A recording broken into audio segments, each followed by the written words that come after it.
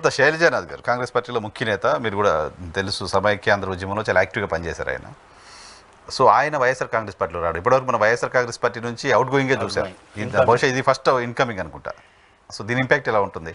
మీరు దీంట్లో జగన్మోహన్ రెడ్డి గారు సింహం సింగల్ అంటాడు కదా, ఆ పదాన్ని ఇప్పటికైనా ఆయన కొంచెం సవరించుకుంటే మంచిది. శైలనాథ్ గారు చేరడంతో శైలనాథ్ గారికి నాకు కూడా వ్యక్తిగతం తెలుసు. శైలనాథ్ గారు ఈరోజు పోటీ చేస్తే ఒంటరిగా కాంగ్రెస్ తెలుగుదేశం ఎన్ని ఓట్లు వస్తాయి కూడా మనకు తెలుసు.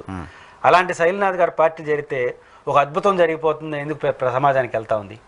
శైలనాథ్ గారు ఒక మంచి పొలిటీషియన్, మంచి వక్త, డిఫెన్స్ చేస్తాడు, అఫెన్స్లోకి వెళ్తాడు. ఇది ఆయనకున్న లక్షణం. ఈరోజు ప్రతిపక్షానికి కావాల్సింది అదే. ఆయనకి ఎన్ని ఓట్లు ఉన్నాయి ఇంపార్టెంట్ కాదు, ఒక మనిషి కూడా ఎంత పాత్ర పోషిస్తాడడానికి. ఇప్పుడు జగన్ గారి గమనంలో పెట్టుకోవాల్సింది శైలనాథ్ గారు రావడం ఎన్ని ఓట్లు వస్తాయో ఇమ్మీడియట్ నాకు తెలిసి వస్తాయని అనుకోవట్లేదు, ఎవరు ఓట్లు వాళ్ళవే కాబట్టి. కానీ శైలనాథ్ వస్తే ఎంత మానసికమైన పోయిన వాళ్ళు ఎంత పోయిందో తెలియదు కానీ వచ్చేస్తున్నారని మెసేజ్ తెలిపింది. కాబట్టి ఒక పర్సనాలిటీస్ కూడా మనతో ఉండడం జగన్ గారికి చాలా అవసరము. ఓట్లతో ప్రతిదాని కొలతలు వేయకూడదు, వాళ్ళ పర్సనాలిటీస్ కూడా చాలా యాడింగ్గా ఉంటాయి. దానికి శైలనాథ్ గారు ఒక పెద్ద ఎగ్జాంపుల్. ఒక అట్మాస్ఫియర్ క్రియేట్ అయిపోయింది రాష్ట్రం. వచ్చేస్తున్నారని ఒక ఆయన వచ్చినాడు, ఆయనకున్న ఓట్లు కూడా వ్యక్తిగతంగా తక్కువే. కానీ ఒక పర్సనాలిటీకి ఉన్న ఇమేజ్ శైలనాథ్ గారు జన విజ్ఞాన వేదికలో పనిచేశారు, వామపక్ష యాక్టివ్ పనిచేసి నాకు పర్సనల్గా తెలుసు. ఆయన మాట్లాడుతుంటే అఫెన్స్లోకి వెళ్తాడు, సబ్జెక్టుగా ఎదుటి వింటాడు. మాజీ మంత్రి రాయలసీమలో పెద్ద ఇంపాక్ట్ క్రియేట్ అవుతుంది. ఆయన ఒంటరిగా ఉంటే ఆయనకి ఉపయోగం లేదు. శైలనాథ్ గారు రావడం వల్ల ఉభయతారకం. కాంగ్రెస్ పార్టీ ప్లాట్ఫామ్ మీద 5,000 10,000 ఓట్లు తెస్తున్నారు. లాభం ఆయనకి లాభం లేదు, జగన్ గారికి నష్టం లాభం రెండు ఉంటాయి. కానీ శైలనాథ్ గారు రావడంలో రెండు ప్రయోజనాలు. ఒకటి ఆయనకు ఒక బూస్టప్ వచ్చింది. ప్రతి వ్యక్తి ఒక రోజుల్లో ఇంపార్టెంట్ పాత్ర పోషిస్తాడు. సింగల్ అనే పదానికి ఆపేసి ఖచ్చితంగా అందరూ నాతో రావాలి అనే భావన జగన్ గారు ఒక సిగ్నల్ ఇస్తే 100లో జగన్తో వచ్చేస్తారు. ఈ రోజు రాకపోవడానికి వెళ్ళిపోతున్నారు అంటున్నారు. ఆయన పిలిస్తే కదా, ఎవరన్నా మాట్లాడితే కదా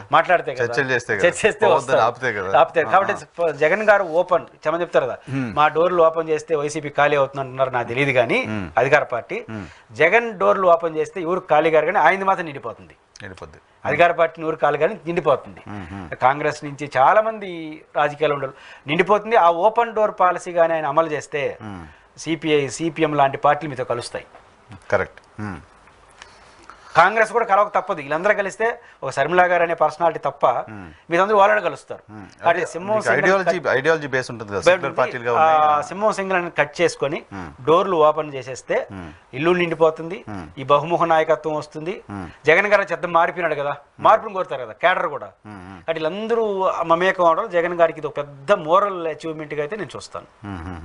షర్మిల గారు నిన్న విమర్శలు చేస్తున్నారు. విజయసాయి రెడ్డి గారు సంథింగ్ ఆయనతో నాకు బలవంతంగా తిట్టించారని. జగన్ అనే వ్యక్తికి అసలు క్యారెక్టర్ లేదు, ఖాళీ సీసా, ఆయన క్యారెక్టర్ అనే సీసా ఖాళీ అయిపోయింది, మళ్ళీ నింపలేము. ఇటువంటి వ్యాఖ్యలు ఇంకా షర్మిల జగన్ టార్గెటెడ్గా చేస్తూ రావడం అనేది డ్యామేజ్ కదా వైఎస్ఆర్ కాంగ్రెస్ పార్టీ. షర్మిల గారికి ఒక్కొక్కరికి ఒక ఎక్స్పైరీ ఉంటుంది. మందుకి 1 సంవత్సరం, మందులకు కానీ అన్నిటికీ. షర్మిల గారికి ఉన్న ఒకే ఒక వారికి ఉన్నటువంటి క్వాలిటీ ఇప్పుడు జగన్ తిట్టడం. ప్రతి టేస్తే మళ్ళీ ఎవరు చూడరు షర్మిల గారిని. అన్ని ఆయుధాలు వాడేసింది. ఇంకా ఉన్న ఒకే జగన్ తిట్టడం. కాబట్టి అది కొనసాగిస్తున్నట్టు అనిపిస్తుంది.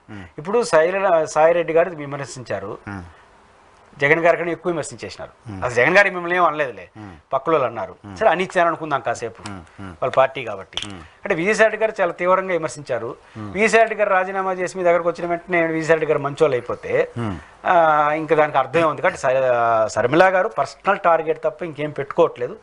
ఆమెకి నష్టం, కాంగ్రెస్ పార్టీకి అంతకన్నా నష్టం. పోయే నష్టం అయిపోయింది, కాంగ్రెస్కి ఎక్కువ నష్టం చేస్తుంది. ఇదే వైఖరి కొనసాగితే శైలనాథ్ గారి మార్గంలో ఇదే వైఖరి ఆమె కొనసాగి జగన్మోహన్ రెడ్డి గారు అనుకున్నట్టు డోర్లు ఓపెన్ చేస్తే కాంగ్రెస్ పార్టీలో శర్మిల గారు తప్ప ఎవరు ఉండరు.